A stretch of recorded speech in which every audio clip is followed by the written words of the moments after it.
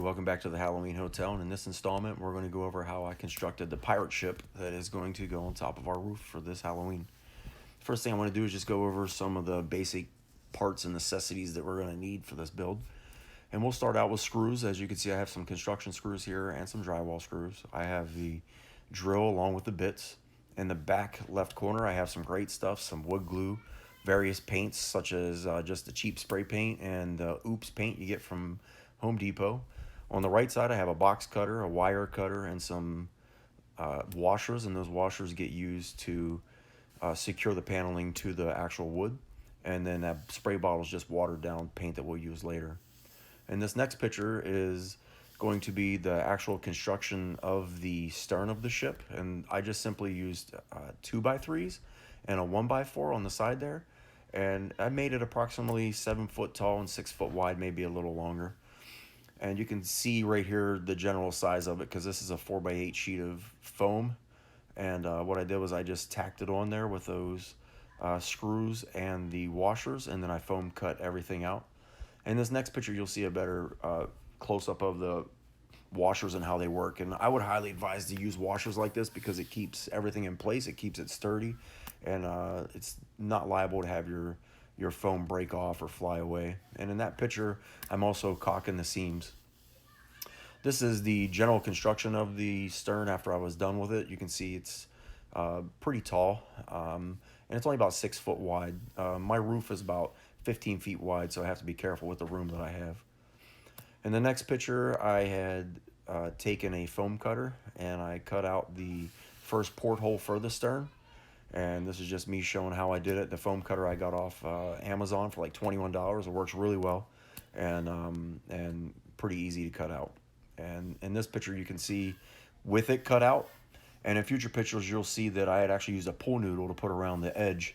And in that edge it makes it look a little better, a little bit more ornate. So overall it just looks better. Here's the full construction of it before we did detail work, and you can see there's a little bit of an angle on the bow, which is the front side, and it's about a 30-degree angle. And this is before we started the detail work, but after I took it apart and then we started working on it and putting the fine details in, such as this picture right here.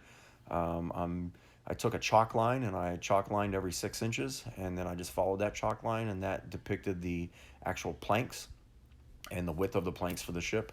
And then the next picture is when I went in and started doing the detail work for the wood grain itself. This is a skill to have. I started out pretty rough, but I kind of figured it out at the end on how to do it, and the wood grain looks a lot better on the stern than the bow does.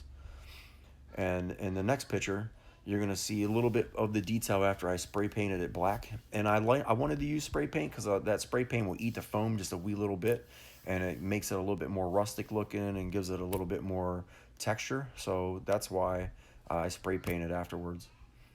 And then after I spray painted, I put on my first coat of brown. I actually ended up doing 2 coats, and I lightly dry brushed it, or maybe a heavy dry brush, but I did do 2 coats. This is the first coat right here.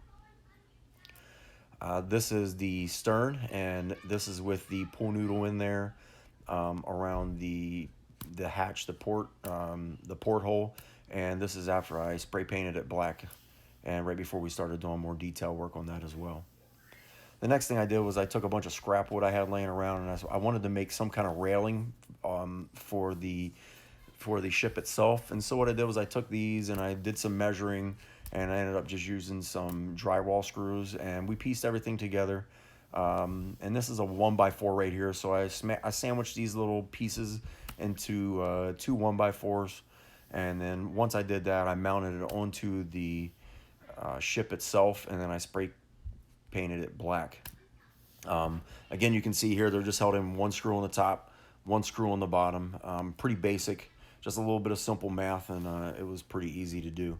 And on the next picture you're going to be able to see exactly how I mounted it on there, and then after I spray painted it. And I also spray painted around the portholes on the bottom there, and that's where the 2 cannons are going to go. And that video is going to be coming here in a couple, maybe a day or 2. I'll have a video on that. And this is before, again, more detail work.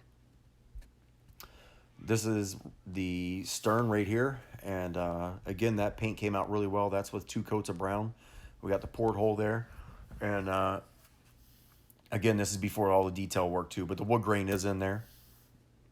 This is the finished product of the actual bow, and you can see all the green blue wash is running down by the cannon holes right there, and that's the effect I wanted. And the skull that's in the center, I picked that up from the Dollar Tree. I just simply tacked those on, and then this is the finished product for the stern. Again, on this railing here, I had changed it up a little bit and cut out some of the railing to make it look like it was a little messed up. So this is after the wash as well.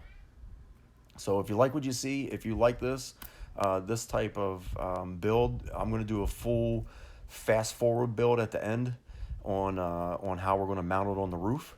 And like I said, we'll do a speed transaction with that, and everybody can see exactly how we did it. And I'm super, super excited for this one. It's going to be a good one, and I hope you all follow me along. And until next time, we'll see you later.